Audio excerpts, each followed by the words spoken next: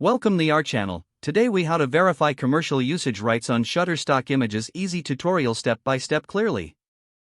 To verify commercial usage rights on Shutterstock images, begin by navigating to the Shutterstock website. Use the search bar to find the images you're interested in.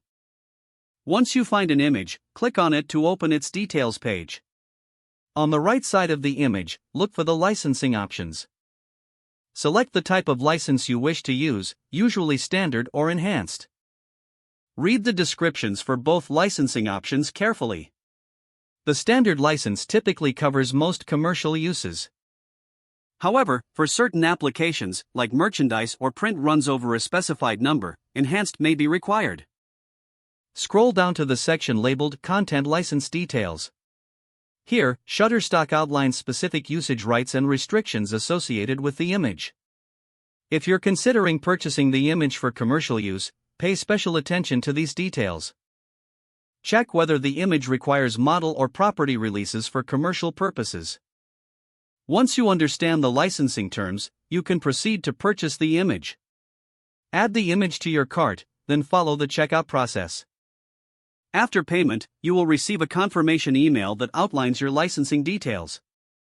Always save this email for future reference. By following these steps, you can confidently verify commercial usage rights on any Shutterstock image. If the page does not load, refresh the browser or try again in a private or incognito window. Make sure you are using the correct email address, then retype it carefully to avoid small typos. If your password is not accepted, use the reset option and create a new strong password you can remember. Check your spam folder for verification or security emails, then complete any requested confirmation steps. Enable two-factor authentication if available to improve account security and reduce unauthorized access risk. After signing in, review your profile details so your contact information and settings are accurate and current.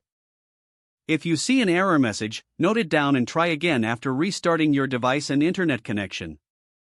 Log out when you finish, especially on shared devices, to keep your account and payment information secure. If the page does not load, refresh the browser or try again in a private or incognito window. Make sure you are using the correct email address, then retype it carefully to avoid small typos. If your password is not accepted, use the reset option and create a new strong password you can remember.